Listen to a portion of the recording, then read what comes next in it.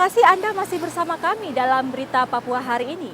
Untuk Anda yang baru saja bergabung, akan kami sajikan kembali 3 berita utama.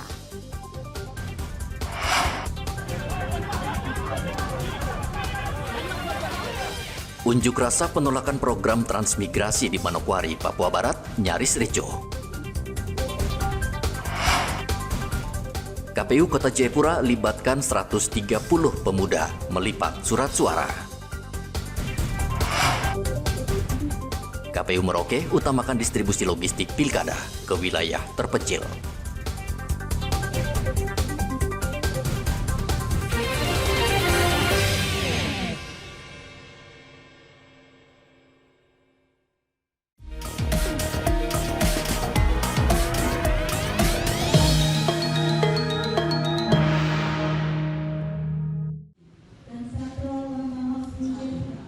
Sebanyak 130 warga Kota Jayapura dilibatkan Komisi Pemilihan Umum KPU Kota Jayapura untuk membantu menyortir dan melipat sekitar hampir 300.000 lembar surat suara pemilihan gubernur dan wali kota.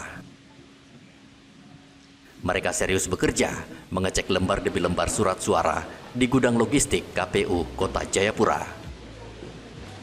Pelaksana tugas Sekretaris Daerah Kota Jayapura, Evert Merauke, secara simbolis membuka segel surat suara pemilu serentak 2024, disaksikan Komisioner KPU dan Bawaslu setempat, serta aparat TNI dan Polri. Suaranya disortir, jadi tahapan ini 2 hari saja, tanggal 5 dan 6, dan itu pasti selesai.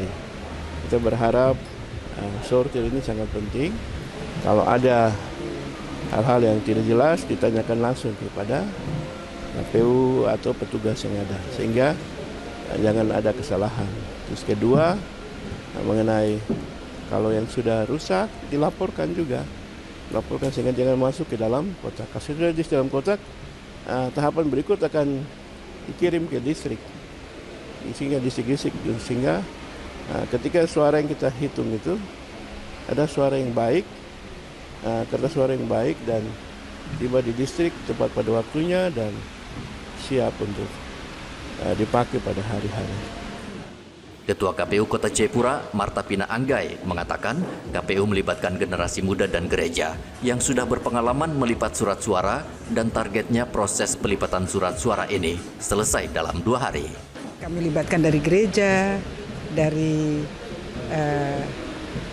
masyarakat yang kemarin sudah mengikuti, ya, jadi mereka juga diambil kembali supaya lebih lancar lagi cara mereka mensortir surat suara ini.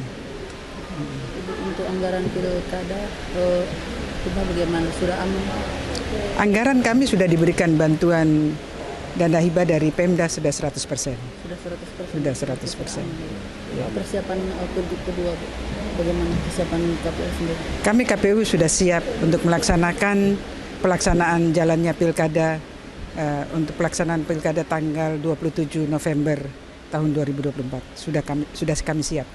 Ya, kami KPU Kota Jayapura sudah siap. Pemerintah Kota Jayapura mengimbau kepada sekitar 280.000 warga Kota Jayapura yang telah terdaftar dalam daftar pemilih tetap agar datang ke TPS 27 November mendatang. Dari Kota Jayapura, Papua, Hendra melaporkan.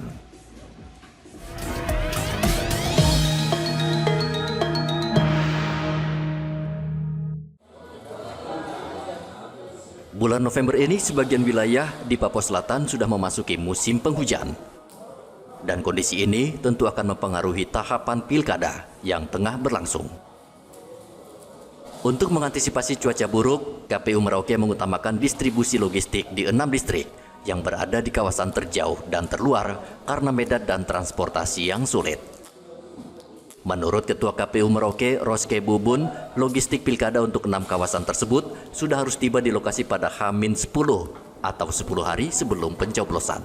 6 distrik ini diutamakan kenapa memang Ibu? Karena jangkauan ya, terkait dengan jangkauan dan aksesibilitas wilayah, kondisi geografis. Kita mengingat sekarang kita telah memasuki musim penghujan, kondisi laut dan yang tidak, karena prosesnya pasti menggunakan laut ya, jalur laut, sehingga kita juga harus mempertimbangkan semua hal, semua aspek supaya kita pastikan bahwa seluruh logistik itu tepat waktu tiba di tempat sehingga pelaksanaan pemilihan kepala daerah 27 November itu bisa terlaksana tepat waktu pula.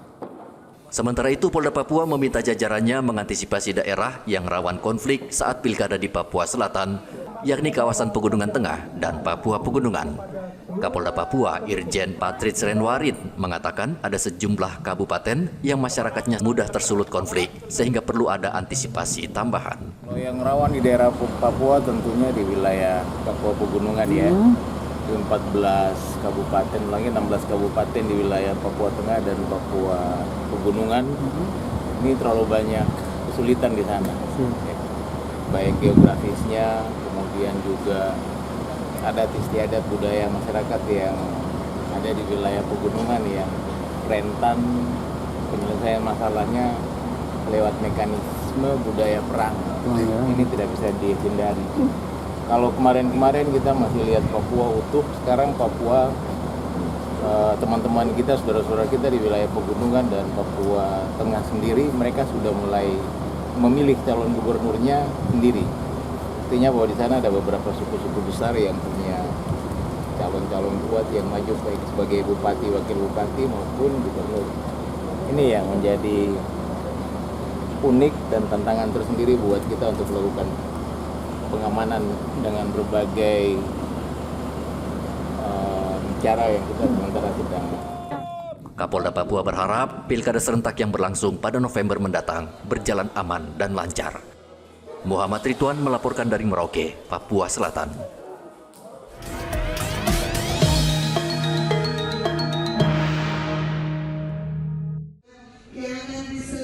Komisi Pemilihan Umum Kota Jayapura menggelar bimbingan teknis tentang pengelolaan dan pertanggungjawaban keuangan Badan Ad Hoc Pemilihan Gubernur dan Wakil Gubernur Papua serta Wali Kota Jayapura. Bimbingan teknis ini diikuti ratusan panitia pemilihan distrik dan panitia pemungutan suara yang tersebar di 574 TPS. Ketua KPU Kota Jayapura, Martapina Anggai, mengingatkan seluruh peserta agar persoalan keuangan dikelola secara terbuka dan transparan. Ia juga meminta sesama penyelenggara tidak berkonflik agar pilkada berlangsung sukses. Kita ketahui bersama bahwa pertanggungjawaban untuk keuangan khususnya bagi Badan Ad Hoc ini itu juga akan dibarengi dengan sistem aplikasi. Untuk itu mohon kehadiran dari Bapak Ibu untuk ikut ya. Jadi jangan kita menganggap remeh, tetapi mari kita ikuti karena itu akan masuk di dalam aplikasi keuangan yang nanti besok Bapak Ibu akan dibimbing langsung oleh KPU RI bagian inspektorat bagian keuangan. Ketua Pengadilan Negeri Jayapura, Derman Nababan, juga meminta PPD dan PPS menyusun pertanggungjawaban dengan tepat waktu dan tidak membuat laporan fiktif karena bisa dipidana. Pentingnya ya akuntabilitas dari suatu lembaga ya dalam pemanfaatan atau penggunaan dana keuangan daerah itu. Ini adalah jangan sampai ada di antara elemen-elemen itu yang sampai tersangkut perkara pidana hanya karena tidak mengerti cara pemanfaatan dan pertanggungjawaban ya, dan adanya mungkin markup dan lain sebagainya di dalam penggunaan keuangan itu. Jadi jangan sampai ada terjadi. Ya, jadi ini mengantisipasi toh. Bimbingan teknis ini juga mengedukasi kepada peserta tentang penggunaan aplikasi Sistem Informasi Pertanggungjawaban Anggaran Badan Ad Hoc serta sistem berbasis web dan aplikasi yang digunakan untuk pelaporan. Dari Kota Jayapura, Papua, Hendra melaporkan.